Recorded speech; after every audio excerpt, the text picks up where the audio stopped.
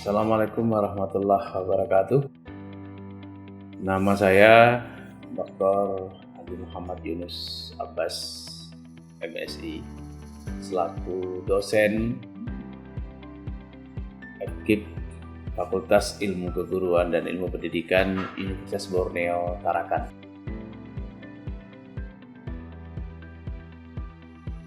Sebelum pandemik, misalnya pembelajaran tatap muka langsung ya, dengan berinteraksi langsung dengan mahasiswa di dalam kelas pada ruangan yang sama, pada kelas yang sama begitu.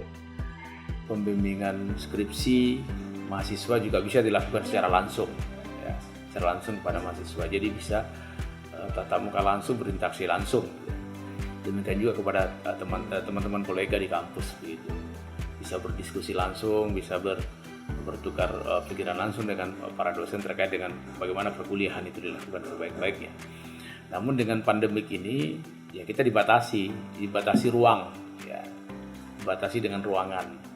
Tapi dengan ruang mau tidak mau menggunakan dengan perkuliahan, saya kalau perkuliahan itu menggunakan dengan pola daring. Nah, mau tidak mau menuntut kepada dosennya untuk mampu menggunakan berbagai macam aplikasi yang diharapkan aplikasi itu bisa memberikan perkuliahan secara efektif dan efisien. Terkait dengan bagaimana strategi pembelajarannya, saya kira berbeda lagi di dalam kelas ketika berhadapan dengan mahasiswa langsung dengan kuliah daring. Dan kuliah daring ini mau tidak mau kita akan menggunakan aplikasi sehingga terbatas dengan di sana unsur ya yang ada yang hilang itu adalah bagaimana unsur mendidiknya ya yang mengajarnya terpenuhi, tapi unsur mendidiknya yang susah karena kita tidak berinteraksi langsung dengan mahasiswa.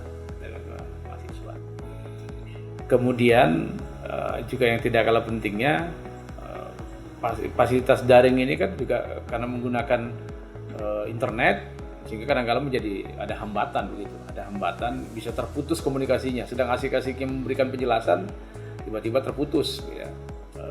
Informasi yang kita sampaikan, mau tidak mau mulai menunggu waktunya lagi begitu. Nah, saya kira seperti itu yang dapat sampaikan.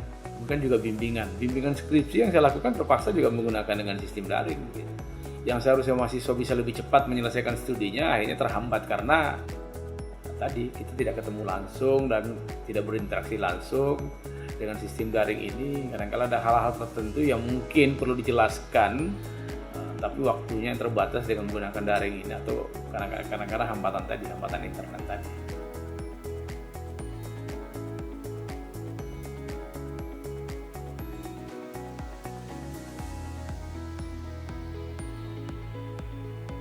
Jadi dengan adanya pandemi ini memang mau tidak mau kita membatasi ya, sedikit membatasi ruang gerak kita karena kita diatur dengan protokol kesehatan begitu.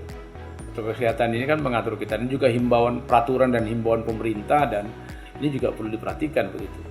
Misalnya bagaimana menjaga jarak, ya kan?